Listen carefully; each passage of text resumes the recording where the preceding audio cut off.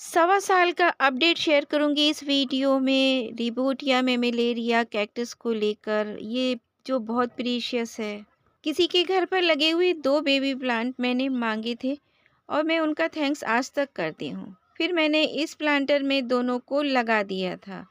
6-7 महीने के बाद एक लीफलेट को बिल्ली ने तोड़ दिया तो मैंने उसको इस क्यूट से कप में ट्रांसफ़र कर दिया।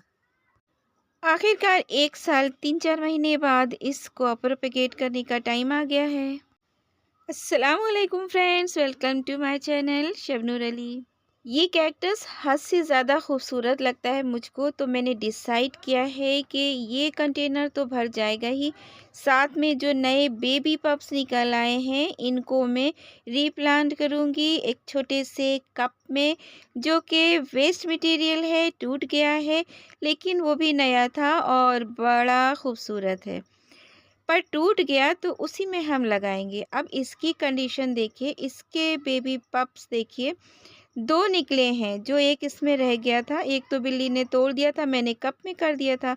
उसमें साइड से ये एक आ रहा है और एक तो इसी के ऊपर निकला हुआ है।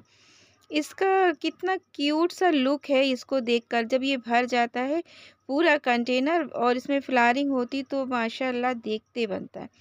और ये छोटे से कप में लगाया, इसमें तो 3 निकले हुए हैं लीफलेट इसके। और मिट्टी देखिए, ये क्योंकि कैक्टस है तो ज़ाहिर है कि 1 महीने में 2 बार भी आप पानी दे दीजिए तो चलता है। कितना छोटा कंटेनर है, जड़ें इसकी बहुत ज़्यादा तो होती नहीं हैं, तो मिट्टी ज़्यादातर मैं सूखी रखती हूँ। जब याद आ जाती है तो थोड़ा-सा पानी मिट्टी पे देती हूँ। इस कप में तो मुझे याद ही नहीं मैंने कब से नहीं दिया होगा। जैसे आस-पास प्लांट्स के रखा होता है तो थोड़ा बहुत 2-4 बूँद इस पर पड़ जाती है जब मैं अदर्स प्लांटर्स में पानी देती हूँ। और हर मौसम में रहा तो ये सनलाइट में ही, मैंने यहीं रखा इसको टेरेस पर। अब ये कप है, मेरी बेटी को किसी ने गिफ्ट किया होगा, लेकिन नया ही था। वो चीनी को घोल रही थी दूध डालकर इसमें, तो कप की इस तली पर साइड में चम्मच लग गया और उधर छेद हो गया, थोड़ा-सा ये चटक गया। अब यूज़ के लायक तो रहा नहीं, लेकिन गार्डनिंग के यूज़ के लायक हो गया। मुझे दुःख होने की बजाय खुशी हो गई। पर इसके एक बॉटम पर होल बनाएंगे। मैंने बेटी से कहा ये मुझे दे दीजिए, मैं इसको एक खूबसूरत लुक दूंगी। तो चलिए देखते हैं कि इसका क्या होता है। होल तो पहले से था पर मुझे कैक्टस लगाना है तो एक होल और बनाना चाहती थी। चटका हुआ था, डर था कि कहीं बिल्कुल टूट ना जाए। फिर भी एक रिस्क के साथ मैंने इसको पानी में रख दिया। इस टब की गंदगी मत देखिएगा, क्योंकि ये गार्डनिंग के काम ही आता है। मैं वाटरिंग करती हूँ, पानी देती हूँ, तो ये काई वगैरह तो जमनी जमनी है। मैंने एक कील ली और इसके होल पर रखते हुए हथौड़ी से थोड़ा थोड़ा वार करेंगे, बहुत स्लोली, क्योंकि ये वैसे भी चटका हुआ है। हल्का सा भी वार तेज़ हो गया, इसको तो 4 टुकड़े में डिवाइड होना ही होना है। फिर मैंने कील को धीरे-धीरे ठोका तो हल्का-हल्का बबल्स इसमें आने लगा। 2 से 4 बार में ही ये बबल्स आने लगे। मैं समझ गई कि होल इसमें हो गया है, मेरा काम हो गया है। साइड का होल थोड़ी इतना काम करता, पानी ज़रा-सा जमता पौधा चला जाता। तो ड्रेनेज जो होल है उसको बॉटम पर होना ज़रूरी था। कुछ इस तरीके से हो गया, लेकिन पता है क्या हुआ? एक नुकसान भी हो गया। इसकी क्रैक्स जो थे वो बढ़ गए। फिर मैंने एक आइडिया लगाया कि ये क्रैक्स बाद में टूट सकते हैं मिट्टी भरने से। फिर मैंने एक लेस का टुकड़ा उठाया। उठाने के बाद इसको मैंने सोचा कि चलिए टाइटली इसको कस देते हैं।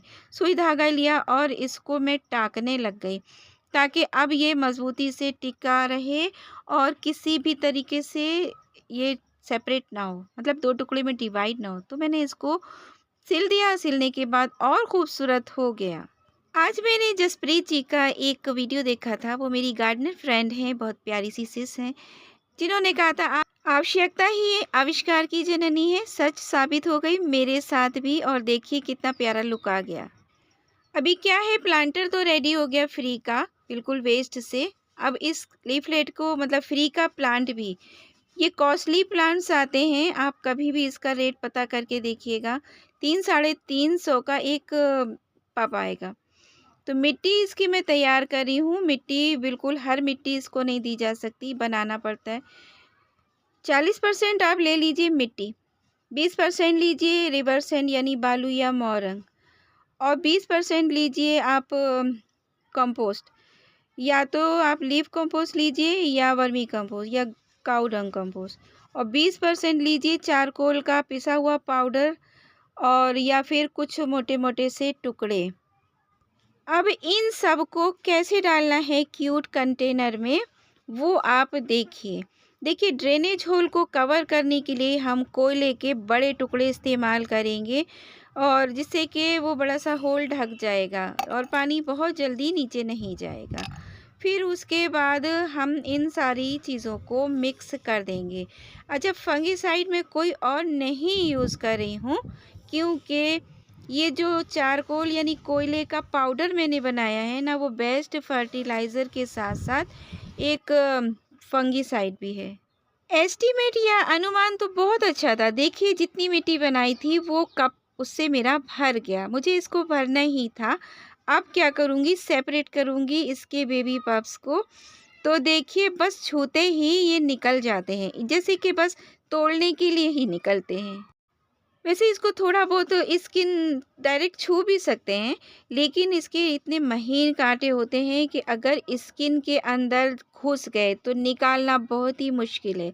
तो बस सावधानी बरतते हुए मैंने इसको टच नहीं किया। करती हूँ थोड़ा-थोड़ा सा, कभी-कभी हाथ से उठा लेती हूँ, लेकिन मैं ये नहीं समझ पा रही थी कि कितनी मज़बूती से ये जुड़ा होगा। तोड़ने में थोड़ा ताकत लगेगी, जैसे कि इसमें लग रही है, पर ताकत तो नहीं लग रही थी, लेकिन मैं इसको डैमेज करना नहीं चाह रही थी, क्योंकि ये सबसे नीचे वाला था ना, इसलिए मिट्टी में इसमें जड़ें बन गई थी और इन जड़ों को मैं बड़ा सॉफ्ट हैंड से निकाल लेना चाहती थी ताकि डैमेज ना हो और ये पनप जाए, इसका कोई नुकसान ना हो, ये भी देखना पड़ता। अब इसमें साइड्स को मिट्टी दे दूँगी और इसको सेंटर में कर दूँगी और ये खुद एक रह गया है तो हेल्दी हो जाएगा। फिर थोड़ी-सी यहाँ तीनों लीफलेट के लिए जगह बना लेती हूँ, बहुत ज़्यादा गहराई में नहीं दाबना रहता है।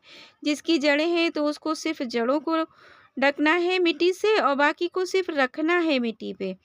थोड़ा-थोड़ा सा मिट्टी से दबा दीजिएगा ताकि कुछ ज़्यादा मतलब डिस्टर्ब ना हो, हिले-डुले ना। और इस तरीके से मैं इसमें रख रही हूँ। तो तीनों को इसी में रख रही हूँ, क्योंकि कहीं एक्स्ट्रा वाटर हो जाए तो तीनों सोख लें। इसलिए बहुत बड़ा प्लांटर नहीं देख सकती। अब जब ये थोड़े-थोड़े बड़े हो जाएँगे, बहुत टाइम लेते हैं डेवलप होने में, तब फिर से इसको रीप्लांट कर दूँगी। क्योंकि उम्मीद पर ही तो दुनिया टिकी है। इंशाअल्लाह ये बढ़िया ग्रोथ करेगा। अच्छा, पानी कभी भी मैं इसके ऊपर नहीं देती, देती हूँ साइड में देती हूँ। अगर मान लो थोड़ा बहुत गिर भी जाता है तो जब धूप निकलती है तो ये सूख जाता है। इसीलिए मैं इसको शेड में नहीं रखती, फुल सनलाइट में ही रखती हूँ। गर्मियों में ही जब मैंने थोड़ा-सा पार्शियल शेड में रख दिया था, मतलब टिन शेड के नीचे, पर आँच इसको बराबर ही लगती थी। कुछ कलरफुल स्टोन का मैंने यूज़ किया और जहाँ-जहाँ जगह बची थी मैंने इसको सपोर्ट देने के लिए वहाँ रख दिया है। अब ये खूब क्यूट लग रहा है, खूब ही क्यूट लग रहा है। आपको अगर क्यूट लग रहा हो तो लाइक कीजिए, शेयर कीजिए, चैनल को सब्सक्राइब कीजिए, अच्छे-अच्छे से कमेंट कीजिए। फिर मिलते हैं नेक्स्ट वीडियो में, तब तक के लिए अल्लाह हाफ़िज़।